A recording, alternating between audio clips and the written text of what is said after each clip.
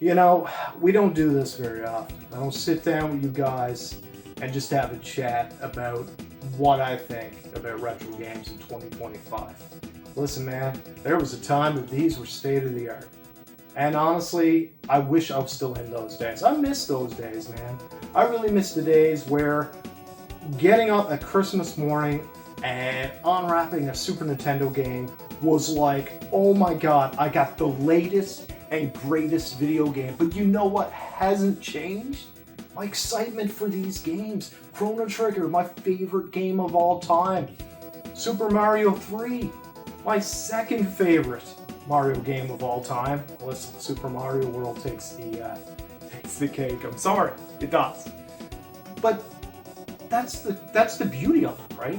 These games do not age. They are set in stone. They are like the cornerstones of video games. They're classics like Tetris, right? Sure, you can make Tetris look better, but the gameplay is what keeps you coming back. It doesn't age. I know when I close my eyes, I see Tetris blocks sometimes. Like if I could press on my eyeballs, I swear I see little Tetris blocks like Game Boy going down my eyes when I close my eyes. I don't know if you guys are the same out there. But yeah, man, the magic of these old games. It's so good. If I want to feel a certain way, I'll play a certain game. Like for Halloween and stuff, if I flash up some Super Castlevania 4, I'm just right there again. I'm just like, oh my god, I just want to go trick-or-treating. Like, it's Halloween to me. Throw on some Evil Dead movies, we got ourselves a night, man. You know, I miss that. I miss that stuff. The great thing is, these things here, these little pieces of silicone and plastic, they are memory pieces. They evoke emotions. Like, I can't explain it to, even people in my family, right? They're like, why do you play old video games? I said, why the hell not? Truly.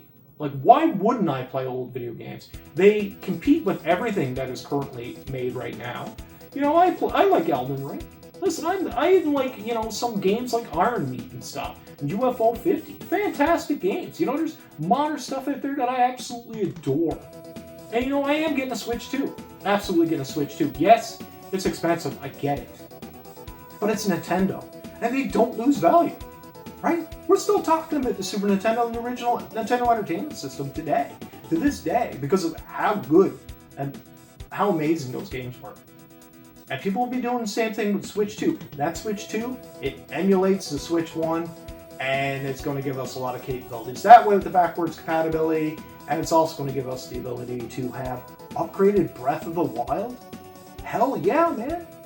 Upgraded Tears of the Kingdom. I will go back through both of them. Absolutely will. Why wouldn't I? Maybe we'll get lucky. Maybe we'll see a remastered Ocarina of Time, which I recently went through. Right? It's just an exciting time to be a gamer. And retro games, as great as they are, you know what? There is a point where you can actually get sick of them. And you need to step away from them for a while. Or you need some variety, right? Listen, I love Chrono Trigger, but if I played Chrono Trigger every single day of my life, I would not be a happy man. Cuphead was a good example. I played Cuphead so much. I burnt myself out with Cuphead, right? And that is as retro and nostalgic as it gets. 1930s animation. Beautiful game, beautiful artwork, beautiful music. 2-player, you name it. But yeah, you can even get sick of that stuff. I look at the way everything is now. I look at social media and communities and all that kind of thing. And they're a blessing and they're a curse, right? Because the mob mentality, like, if you say, okay, I'll give you an example. If I say to you that Ocarina of Time is a horrible game, I will be absolutely ousted, right? I'll be ousted. Now let's just say that's my opinion. It's not my opinion, by the way, don't shoot me. But the community is pretty toxic overall. We got some great people in our community right now, and I think I'm gonna give some shout outs here. I'm gonna think of like Fat Boys Gaming and Nonsense. Absolute Giga Chad gives so much to the community, like to the retro gaming community. He's probably unheard of by most of you. You got Geeks of Rage who's just killing it, right? You know, you got so many channels. I think of Triforce Hunter and Coin Halo Game, Corn Halo. I think of these people, and they're incredible creators. They're just out there, they're doing the thing, they're playing hard games, and they're positive. They just love the games, and I really, you know what, I appreciate you guys. I could keep going with more shout-outs. That's the 3 I'll pick tonight. You know, I'm just blown away. You know what, I'll give one more. Oki Gaming. Oki Gaming's out there, he's streaming every friggin' day, man. He's out there doing his thing. Absolute legend. He's playing, right now he's playing my favorite game of all time. He's playing Chrono Trigger. Crazy. I just became a member of his channel. He became a member of mine there about a week ago. And it's just so cool to see these creators that are absolutely, you know, pushing retro gaming forward on YouTube. And yeah, I love it. Absolutely love it. I tried to do the same thing. Just went through Ocarina of Time, like I said. Doing a little bit of Conkers now, which is really cool. And I just get so excited when I'm playing these games. Because, you know what, N64 is a system that I pretty much skipped. I didn't do much with it, you know? It's like, it's so cool. You know, I'm 41 years old. Yeah, that's how old I am.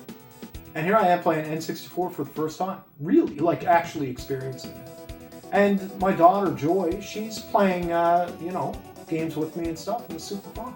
It's just so great. I just adore the hobby. I can't think of anything that I could do to replace retro gaming in my life. And nor would I want to, I think.